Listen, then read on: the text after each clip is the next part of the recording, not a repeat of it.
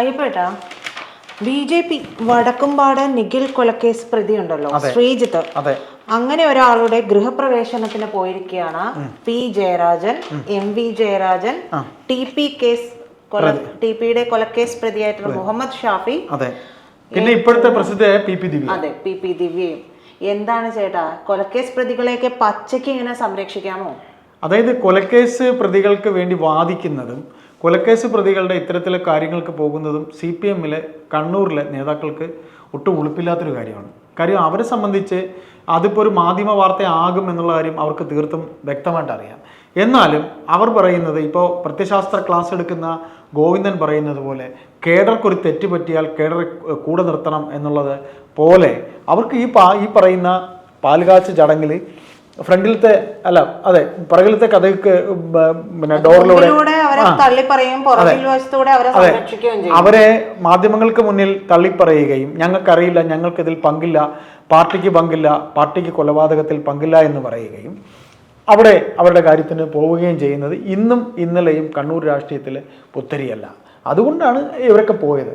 പിന്നെ ഇതിനകത്ത് മറ്റൊരു വസ്തുത എന്ന് പറഞ്ഞാൽ, നമ്മുടെ ഒരു സാധാരണ കുഞ്ഞുകുട്ടിക്ക്, ഒരു 12 വയസ്സായ ഇത്തിരി ബുദ്ധി ഉദിച്ച ഒരു കുട്ടിക്ക് പോലും അറിയാം എന്തുകൊണ്ട് നേതാക്കൾ ഇങ്ങനെ പോകുന്നു എന്ന് ചോദിച്ചാൽ പറയും എന്താ? അല്ല, അത് അവരുടെ ഭയം കൊണ്ട് തന്നെയാണ്. കാരണം ഇവരുടെ പല രഹസ്യങ്ങളും ഇവർക്കറിയാം. ഇവർ വഴിയാണല്ലോ പല കൊലകളും ഇവർ നടത്തുന്നത്. അതായത് ആസൂത്രണം. നമ്മളൊരു ഇത് പറയുമല്ലോ, നമ്മൾ പല മലയാള സിനിമകളും കണ്ടിട്ടുണ്ട്.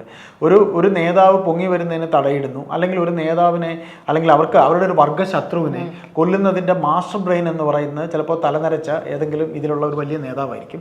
ഇദ്ദേഹത്തിൻ്റെ ആ ഒരു ഓർഡർ അനുസരിച്ച് ഇന്ന ഗുണ്ടയെ ഏൽപ്പിച്ചാൽ, അതായത് പ്രജയ്ക്കറിയോ, നമ്മൾ കൃത്യമായിട്ട് പറഞ്ഞാൽ പ്രജയല്ലേ കുറച്ച് മുമ്പ് പറഞ്ഞ പട്ടിയെ വെട്ടി പഠിക്കുന്ന ഒരു സ്വഭാവത്തിന്, അതായത് മനുഷ്യന്റെ ചതയിൽ മണ്ണ് പറ്റിക്കാനായിട്ട് വെട്ടുന്നത് ഏതെല്ലാം രീതിയിൽ വെട്ടാൻ അറിയാവുന്ന, കൊല ചെയ്യപ്പെടുന്ന ആളിന് ഒരു വേള കുതറി മാറി ജീവൻ രക്ഷപ്പെടാൻ പോലും പറ്റാത്ത രീതിയിൽ വെട്ടാൻ അറിയാവുന്ന ഗുണ്ടകൾ, ഇത് ക്രിമിനൽസിനെ ഇവർക്കെല്ലാവർക്കും അറിയാം. അതൊക്കെയാണ് ഒരു വേള അവരൊക്കെ ചെയ്ത പാപത്തിൻ്റെ ഫലമാണ്. അവരെ കയ്യിരുന്ന് തന്നെ ബോംബ് പൊട്ടി അവർ കൈ നഷ്ടപ്പെട്ട നേതാക്കളൊക്കെ തന്നെയാണ് ഈ P ജയരാജനൊക്കെ.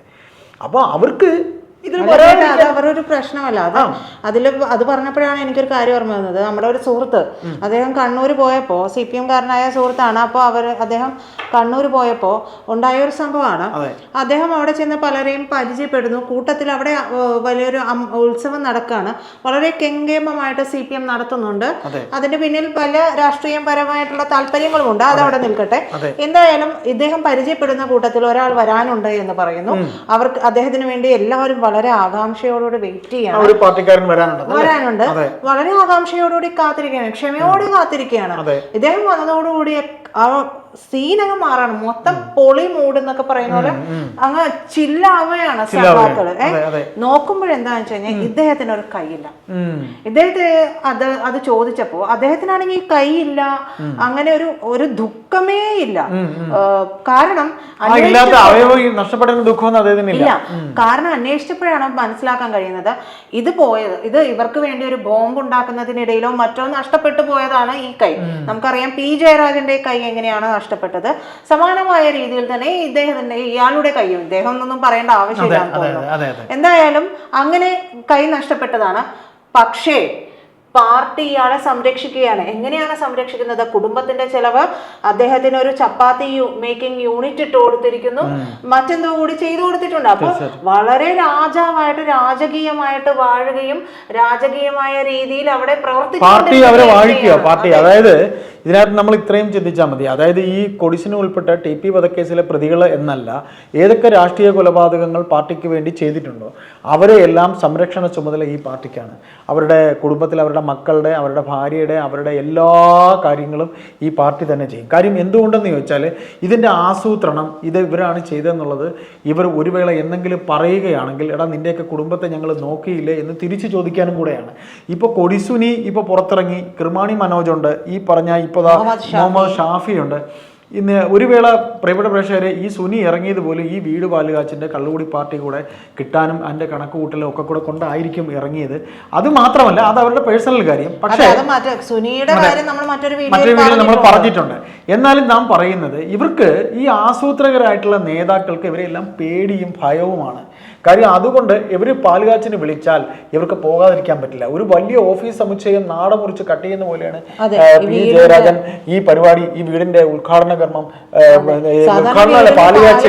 പാലുകാച്ചൽ ഇങ്ങനെ നാട മുറിക്കലൊന്നും കണ്ടിട്ടില്ല.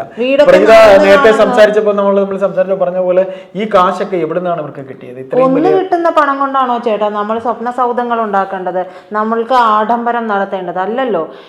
അതിലൊരു കാര്യം പി ദിവ്യ പറഞ്ഞ ഒരു കാര്യം കൂടി ചേർത്ത് വായിക്കേണ്ടതുണ്ട്. കാരണം ദിവ്യ ഫേസ്ബുക്ക് പോസ്റ്റ് ഇട്ടത് എന്താണ്? ദിവ്യ പറഞ്ഞിരിക്കുന്നത് അവരുടെ ഏറെ നാളത്തെ പരിശ്രമ ഫലമാണ് എന്നുള്ളതാണ്. എന്തായിരുന്നു ചേട്ടാ ഒരു കൊലക്കേസ് പ്രതിയുടെ പരിശ്രമ ഫലം? എനിക്ക് മനസ്സിലാക്കാൻ കഴിഞ്ഞത് അദ്ദേഹം ഈ ശ്രീജിത്ത് എന്ന് അദ്ദേഹമല്ല ഈ ശ്രീജിത്ത് എന്ന് പറയുന്ന പ്രതി ജീവപര്യന്തമോ മറ്റോ ശിക്ഷിക്കപ്പെട്ട ഒരാളായിരുന്നു എന്നുള്ളതാണ് മനസ്സിലാക്കാൻ കഴിയുന്നത്. അങ്ങനെ ഒരാൾക്ക് എങ്ങനെയാണ് ഇത്ര പെട്ടെന്ന് ചേട്ടനും മണിമാളിക പോലൊരു വീടാണ് പണിതിരിക്കുന്നത്. അവിടേക്ക് ആഘോഷപൂർവ്വം ഈ നേതാക്കൾ വരുന്നു. കൊലക്കേസ് പ്രതിയായിട്ടുള്ള മുഹമ്മദ് ഷാഫി വരും. ഇനിയിപ്പം നാളെ മിക്കവാറും അവിടെ കൊടിസുനിയും വരും. അല്ല, ഇതിനകത്ത് നമ്മളൊക്കെ ഇനി എത്ര പറഞ്ഞാലും, അതായത് മട്ടന്നൂര് ഷൊഹൈബല്ലേ, ഷൊഹൈബിനല്ലേ ഇവർ കൊന്നത്. അതുപോലെ തന്നെ നമ്മുടെ ഇന്നലെ ആ കേസ് എവിടെയായിരുന്നു? കാസർഗോഡത്തെ പെരിയയിലെ ആ 2 ചെറുപ്പക്കാര്, അപ്പോൾ കൃപേഷിനെയും ശരത്ലാലിനെയും, അത് കഴിഞ്ഞിട്ട് അതിനു മുമ്പ് നമ്മുടെ TP, ഇങ്ങനെ നിരവധി പേരെ കൊന്നിട്ടും അതിലൊന്നും ഇവർക്ക് യാതൊരു ഉളുപ്പില്ല. ഇവർ ഒരു വശത്തൂടെ കഴിഞ്ഞ ദിവസം TP രാമകൃഷ്ണൻ എന്ന LDF കൺവീനർ പറയുന്നു ഞങ്ങൾക്ക് അതിൽ പങ്കില്ല എന്ന്. ഇവർക്ക് നാണമില്ലേ? കാര്യം ഒരു MLA കുഞ്ഞമ്പു എന്ന് പറഞ്ഞൊരു MLA വരെ, അല്ലെ കുഞ്ഞമ്പു എന്നല്ല അദ്ദേഹത്തിന്റെ പേര്, അതെ കുഞ്ഞമ്പു എന്ന ആ ഒരു MLA വരെ ഇതിൽ കുഞ്ഞിരാമൻ എന്നൊരു MLA വരെ, അതെ KV കുഞ്ഞിരാമൻ എന്നൊരു MLA വരെ ഇതില് പിന്നെ പങ്കെടുത്തിട്ടുണ്ട്. അയാളും കൂടെ ഉൾപ്പെട്ട ഒരു കേസ് പങ്കുണ്ട്.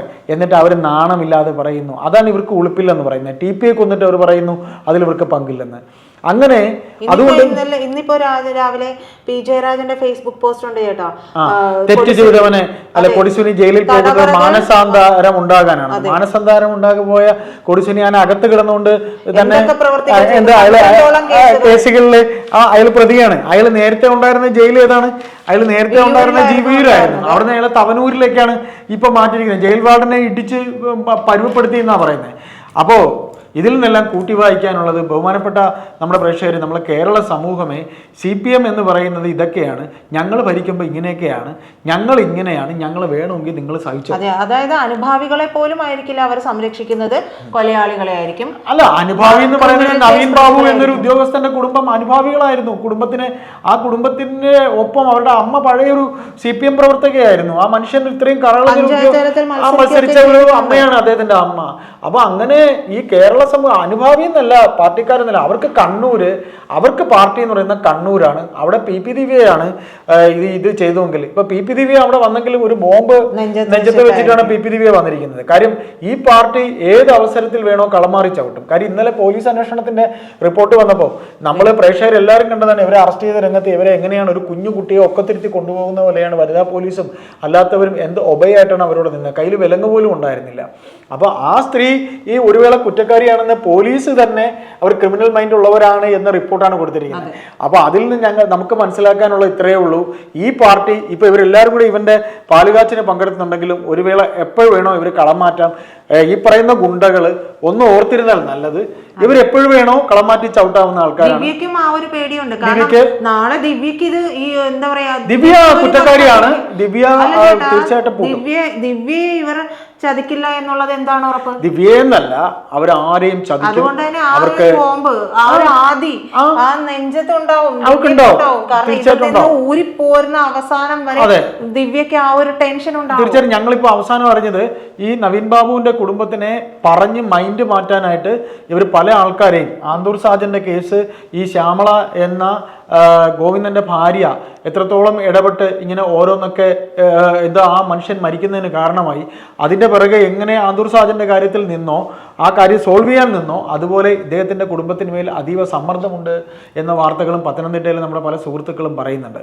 ഏതായാലും ഞങ്ങളെ തല്ലണ്ട അമ്മാവ, എന്നെ തല്ലണ്ട അമ്മാവ, ഞാൻ നന്നാകില്ല എന്ന് പറയുന്നത് പോലെ ഈ കേരള സമൂഹത്തിൽ നമുക്കുണ്ടാകുന്ന ഒരു ഉളുപ്പ് നമുക്ക് ഫീൽ ചെയ്യും.